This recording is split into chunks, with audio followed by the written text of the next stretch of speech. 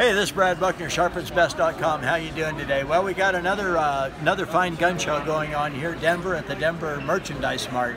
And you know what? We got a item here that I've been looking at, and so what we're going to do is we got a few of these left. It's a credit card knife. So you turn this, you pop the blade up like that, you fold it over here, you fold it over there.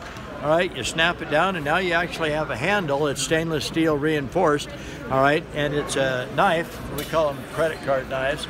Anybody know why we call it a credit card knife? That's what it says on the packaging. All right, so, whoop, that didn't work. All right, so let's fix that. So, just like this, we have a few of them left on the website.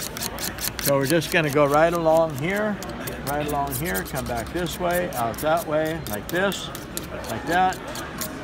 Now we flip it forth and back, just like that. And let's see what we got now. That's a huge difference. So go to sharpensbest.com, take a look. We've got a few of these credit card knives left. They're plastic, reinforced with stainless steel. They go right in your credit card area in your wallet or right in your pocket. This is Brad. Go to sharpensbest.com. Find the credit card knives, purchase them on Sharpens Best. We'll see you later.